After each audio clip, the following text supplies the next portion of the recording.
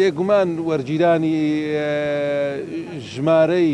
قوتابی خوێندکارانی خوێندنی باڵا ماستەر و دکتۆرا لە زانکۆی سۆران کە تایبەتە بە ناوخۆی هەرێمی کوردستان ئەو ساڵ لە هەر ساڵێک زیاتر بوو نزیکی ژمارە دەگاتە نزیکی 200 قوتابی خوێندکار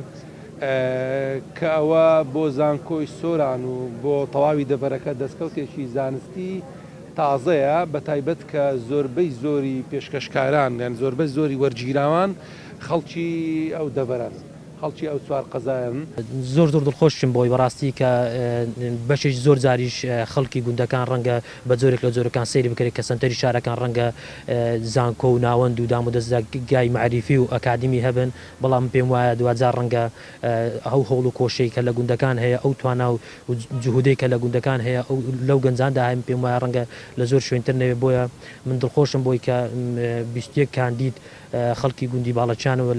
لێک لە زانکۆکانی هەرێمی وەرگیراون جگە لەوەی کە لە زانکۆکانی تریش وەرگیراون هیوای سەرکەوتنیان بۆ دەخوازم هیوادارم تەنها ناو نیشان نەبێت بڕوانامە لە خاڵێکی گرنگی زۆری شەوەیە کە بتوانن خزمەت بە کۆمەلگا بکەن چونکە یەک لە ئەولەوێتی و لە بەرنامەکانی خەڵکی و دەبێت جددیەتکردن لە ئیشەکان و دڵسۆزیە بۆ ئیش و لە هیواداریشم ئەوانیش بتوانن خزمەت بە کەرتی خوێندنی باڵا و کۆمەلگا بکەن.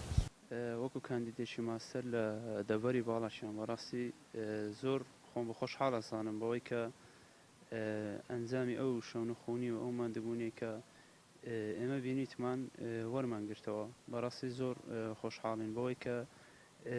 ڕێژەی بەرزی کاندیدەکانی وەرگیراوان لە ماستەر و دکتۆرا ئیدەڤەرەکەمانن کە دەڤەری باڵاشیانین. ئێمە زۆر خۆشحاڵین لەبەرەوەی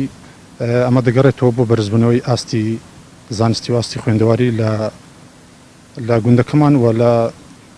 شاری سۆران بە شێوەیەکی گشتی. طبعاً هەر کەسێک کە دەیەوێت بخوێنێت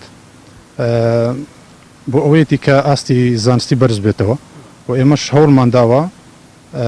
بۆ بەدەستێنانی بڕوانامەی بەرزتر تاکو بتوانێت لە داهاتوودا خزمەت بە شاری سۆران بە شێوەیەکی گشتی و خزمەت بە دەڤەری خۆمان بکەین و